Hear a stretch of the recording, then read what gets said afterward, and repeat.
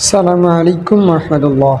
আলহামদুলিল্লাহ ওয়াহদা ওয়াসসালাতু ওয়াসসালামু আলা রাসূলিল্লাহ আম্মা বাদ।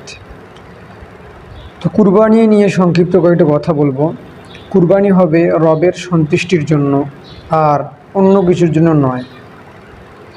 আপনি কুরবানি দেওয়ার নিয়তটা যদি ঠিক না করেন, তাহলে ওই কুরবানি আল্লাহ রাব্বুল আলামিনের কাছে গ্রহণযোগ্যতা পাবে না, যেটা আমরা হাদিস এবং আল্লাহর তাআলার কোরআন এর মাধ্যমে আমরা জানতে পারি।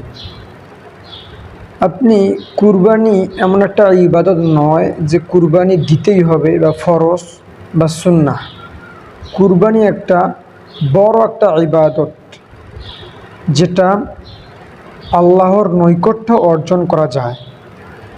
এখন আপনি যদি কুরবানি এই উদ্দেশ্যে দেন যে আমার অর্থ সম্পদ আছে, আমাকে মানুষ কি বলবে, আমার আত্মীয় স্বজন কী বলবে, আমার শ্বশুর শাশুড়ি কী বলবে, এই উদ্দেশ্যে যদি কুরবানি দেন, তাহলে কিন্তু কুরবানি আল্লাহ রাব্বুল আলামিনের কাছে গ্রহণযোগ্যতা পাবে না।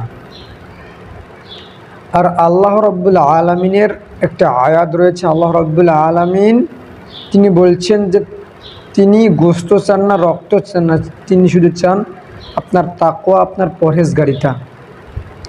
সম্মানিত উপস্থিতি, তো কুরবানি দেওয়ার ক্ষেত্রে আমরা যেগুলো ভুল করি, তার মধ্যে অন্যতম